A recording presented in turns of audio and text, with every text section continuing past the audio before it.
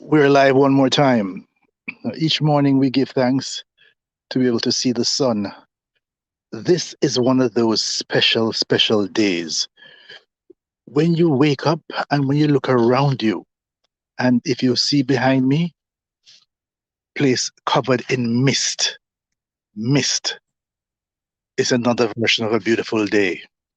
Another version of a beautiful day. All covered in mist. Now,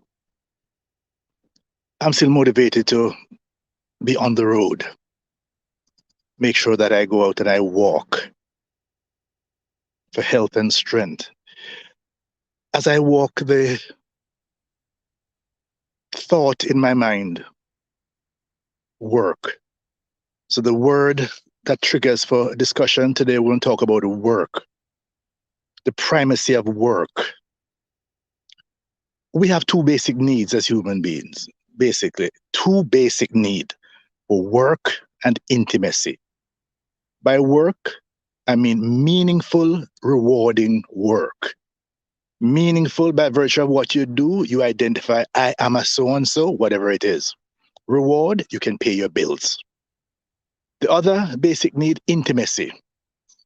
Now, intimacy is sustained and reciprocated.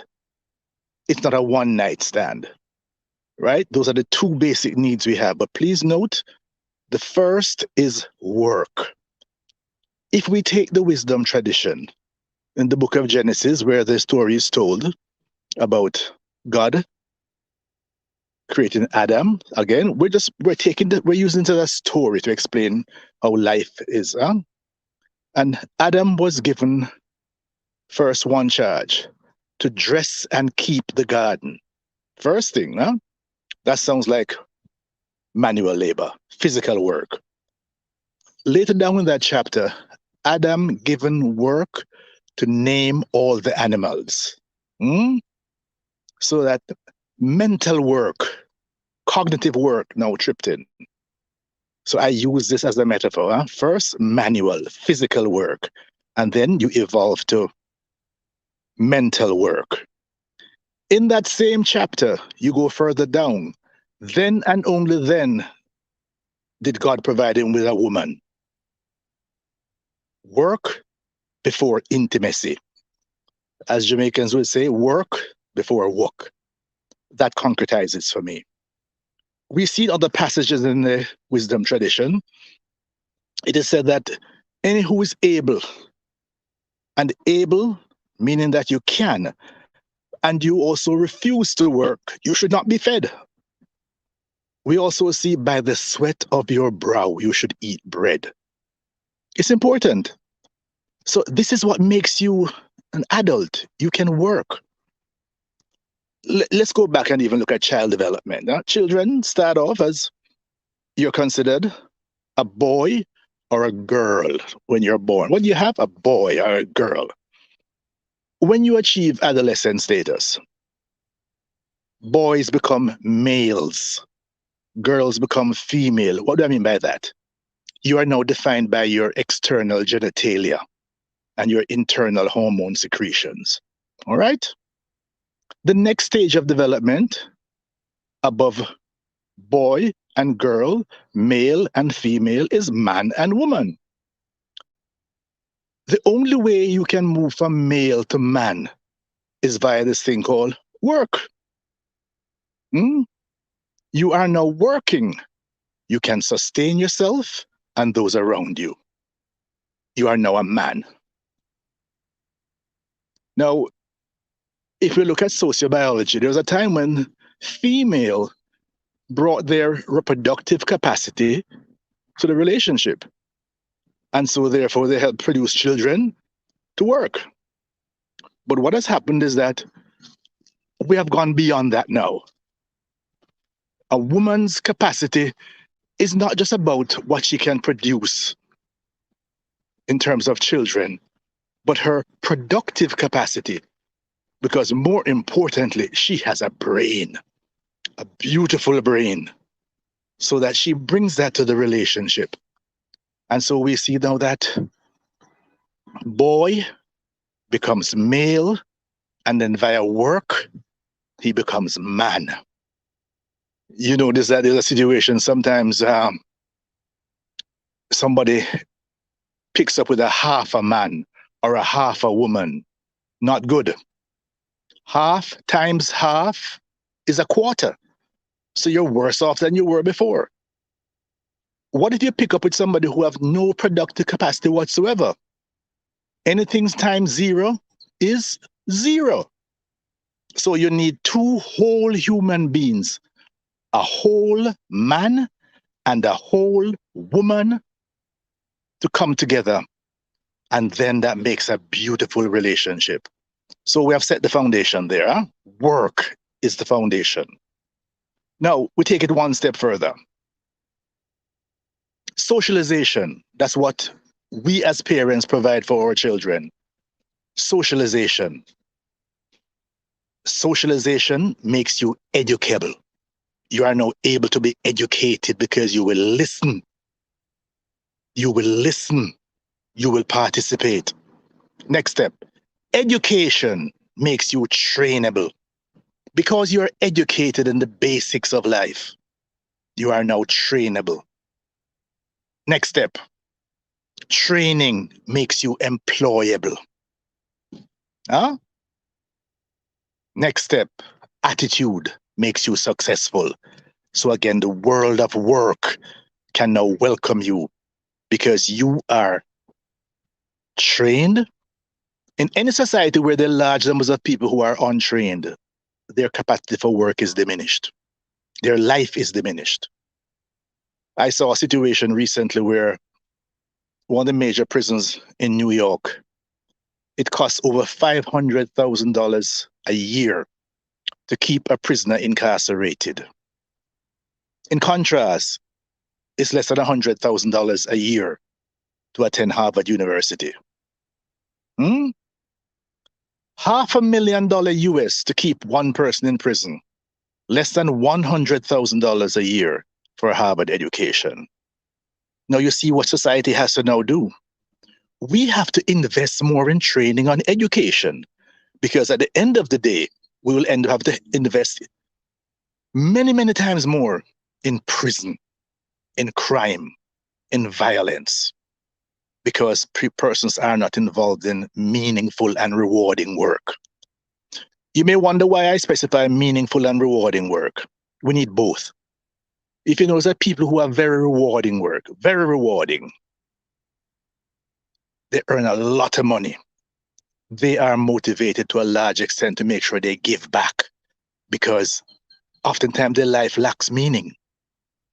In contrast, persons who have very meaningful work, such as teachers, they are now motivated to do all kinds of other things to get additional reward. They do bake sales and they sell things and they do some tutoring on the side. So we need both of those. If you are one of those fortunate persons, as I am, to have meaningful and rewarding work, and also be in a sustained and reciprocated intimate relationship, life is good. As I would say, you don't even need water to drink. Because life is good. So let us start with that. Another thing I'd like to introduce here, we see many societies, but I shouldn't say many, a number of societies are starting to have the discussion about minimum national income, minimum national wage, where each member of the society will be given a minimum national wage to allow them to buy the things that they need. Because so that they don't be driven or induced into criminal activities. Wonderful. Because this money they can use to go back to school. This money they can use to build their lives. So you see, this is the kind of thing we really need to start telling our children very early. Your job as parent, socialization, positive socialization. Socialization make the child educable.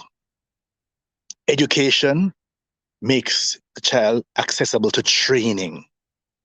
Training makes the person now employable, but then attitude makes you successful.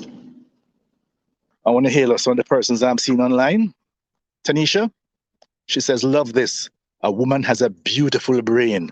Yes, my sister. It's so unfortunate that so many, they say women, but they're really female, are using just your body. Guess what? Physical beauty has a shelf life, has a shelf life. And if that's what you are going to be selling, what you're going to share in the world is a serious shelf life.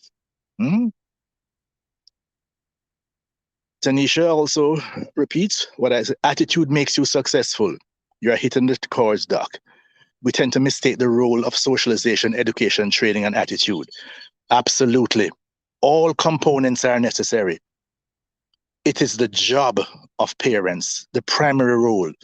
Maybe I should just sneak one thing else in this morning reasoning. You know, I talk about the law of parenting. The law of parenting says that if you are so fortunate as to be blessed to participate in the whole process of immortality, that's of having children, your responsibilities for at least the next 18 years is to feed, clothe, shelter, and positively socialize that child for at least the next 18 years. Now, listen carefully now. Irrespective of breakup, divorce, or death. Once you accept to participate in that immortality process, so that positive socialization, you realize how many societies, the major failure is in step one, positive socialization. So then the socialization that should have taken place in the home is now shifted as a burden to the teacher in the classroom. The overburdened teacher can barely hang on. So the burden is shifted to the state beyond the classroom because the child leaves school uneducated and untrained. The burden now goes to the police and the prison system. Parents, you have a major responsibility once you accept that role. Once you accept that role. So we share this with you today. Work, the single most important human activity, meaningful, rewarding work. Maybe another day I'll talk about the second one, intimacy. Because by the way, any basic need can also be subverted to something destruction. So work can become parasitic, exploitive, predatory. That's the other side of it we can talk about. Intimacy can become meaningless, mindless, sexual exploitation of each other. We can talk about it another time. Teachers, enough respect for what you do, because you pick up the baton when many times the parents drop the baton, and you do an incredible job. That's why recently when I saw the new ratings for the school systems in Jamaica, I was one that found it very useful because the value that some schools had. Look, there are schools that get the best prepared children from the best homes. They add very little value. They just point the child in the right direction.